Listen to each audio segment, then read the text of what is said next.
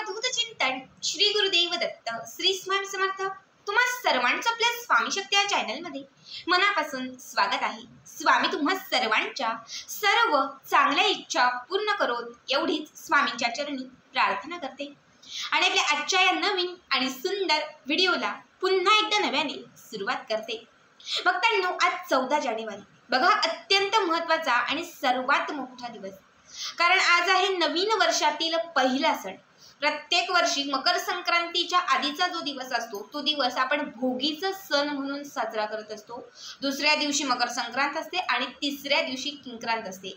असा हा संक्रांतीचा सण जो आहे तो सलग 3 दिवस साजरा केला जातो। आपल्या संपूर्ण महाराष्ट्रामध्ये भोगीचा जो दिवस आहे तो मोठ्या उत्साहाने साजरा केला जातो।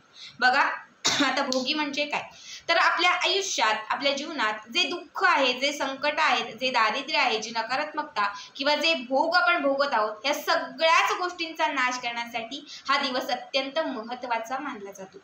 बऱ्याच वेळा आपल्या आयुष्यात असंख्य अडथळे येतात, अडचणी येतात, विघ्न येतात, आजारपण उद्भवतात, अनेक वेगवेगळ्या गोष्टी आपण रोज सहन करत असतो आणि तेव्हा आपण सहज म्हणतो की कुठले हे भोग माझ्या मागे लागलेले आहेत, मागच्या जन्मीचे भोग आहेत की या जन्मीचे हे भोग आहेत, हे भोग माझे कधी संपणार आहेत माहिती नाही, असं आपण नेहमी म्हणत असतो।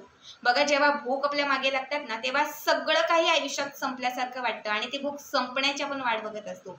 वर्षभरातून हा एक दिवस असा असतो, भोगीचा दिवस, जो दिवस भोग संपवण्यासाठी, भोग फेडण्यासाठी अत्यंत महत्त्वाचा मानला जातो। आजच्या या व्हिडिओमध्ये मी तुम्हाला हेच भोग संपवण्यासाठी, दारिद्र्याचा नाश करण्यासाठी, नकारात्मकता संपवण्यासाठी, कितीही मोठ्या घरात आजारपण, रोग, बाधा, इडापिडा, विघ्न असतील, ह्या सगळ्या वाईट शक्तींचा नाश करण्यासाठी आज सायंकाळी करावयाचा एक अत्यंत महत्त्वाचा उपाय सांगणार आहे। आज सायंकाळी फक्त या काही वस्तू तुम्हाला तुमच्या घराच्या बाहेर फेकून द्यायच्या आहेत। ज्या वस्तू घराच्या बाहेर फेकून दिल्याने तुमच्या घरामध्ये असलेले दारिद्र्य, नकारात्मकता, संकट, विघ्न, सगळ्या वाईट शक्तींचा नाश होईल। जे भोग संपण्याची तुम्ही वाट बघत होता ते भोग तुमचे संपले जातील आणि येत्या 24 तासांतच तुम्हाला याचा अनुभव यायला सुरुवात होईल। घरामधील वातावरण प्रसन्न होईल, घरामधील कलह, तंटे यातून घर तुमचं जे आहे ते मुक्त होईल, घरामध्ये एकोपा येईल। पती पत्नीचं जिथे पटत नव्हतं तिथे पती पत्नीचं पटायला लागेल, मुलं जिथे तुमचं ऐकत नव्हती मुलं तुमचं ऐकायला लागतील। कितीही मोठा एखादा आजार तुम्हाला लागलेला होता की ताई काही केला, रिपोर्ट नॉर्मल होते पण आजारच समजत नव्हता, हा उपाय केल्यानंतर तुम्हाला हळूहळू या उपायाचा इतका लाभ व्हायला सुरुवात होईल की तुमचं आजारपण देखील जे आहे ते कुठेतरी कमी कमी व्हायला सुरुवात होईल। अत्यंत साधा सोपा उपाय, वर्षातून येणारा हा एकच योग असतो ज्या दिवशी आपल्याला असा हा उपाय करायचा असतो। त्यामुळे आजचा दिवस कुणीही चुकू नका। सगळ्यांना कळकळून सांगते की प्रत्येकाने सायंकाळी हा उपाय आवर्जून करा। घराची, पतीची आणि मुलांची प्रगती जर व्हावी असं तुम्हाला वाटत असेल, घरातील प्रत्येक सदस्याला यशाची प्राप्ती व्हावी असं वाटत असेल तर नक्की उपाय शेवटपर्यंत व्यवस्थित ऐका आणि त्याप्रमाणे सगळ्या महिलांनी आपल्या घरासाठी हा उपाय करा। आता काय करायचं आहे, संध्याकाळी 5:30, 8:30, 9:30च्या दरम्यान तुम्ही करू शकता, कारण हा जो टायमिंग आहे हा उपाय आणि उतारे करण्यासाठी अत्यंत महत्त्वाचा मानला जातो। सगळ्यात आधी तुम्हाला एक काळ्या रंगाचा छोटासा कापडाचा एक तुकडा घ्यायचा आहे। सुती घ्या, रेशमी घ्या, कुठलाही चालेल।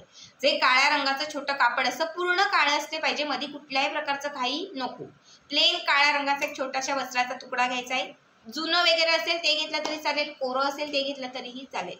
आता या कापडामध्ये तुम्हाला ज्या वस्तू सांगते या वस्तू घालायच्या आहेत। सगळ्यात पहिले तुम्हाला काळे तीळ, मुठभर काळे तीळ घालायचे, थोडीशी पिवळी किंवा काळी मोहरी घालायची आहे, 4 ते 5 तुम्हाला खडे मिठाचे जे खडे असतात ते घालायचे आहेत, 1 अख्खा लवंग आणि 5 तुम्हाला त्याच्यामध्ये काळे मिरी घालायचे।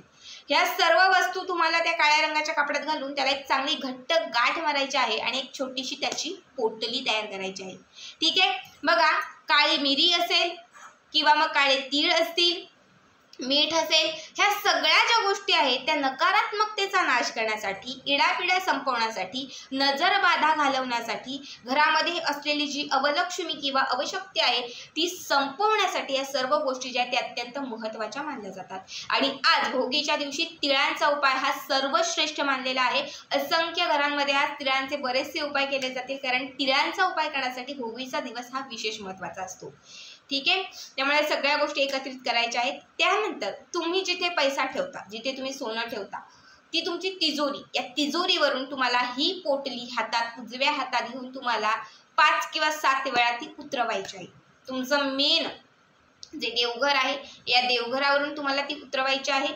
घरातील असा एखादा व्यक्ती जो खूप बाधित आहे किंवा खूप त्रास देतो, त्या व्यक्तीवरून उतरवा, किंवा घरात लहान बाळ असेल, म्हातारा व्यक्ती असेल, प्रत्येक व्यक्तीवरून तुम्ही ही उतरवून घेतली तर अत्यंत उत्तम राहील. ठीक आहे. प्रत्येकावरून 7 वेळा किंवा 5 वेळा तुम्हाला हे उतरवायचं आहे. स्वतःवरून देखील हे उतरवायचं आहे. त्यानंतर घराचा जो मेन दरवाजा आहे, या मेन दरवाजावरून देखील तुम्हाला हे उतरवायचं आहे. घराच्या आतील जे 4 कोपरे असतात, या 4 कोपऱ्यांना तुम्हाला ही जी पोटली आहे ती टच करायची आहे.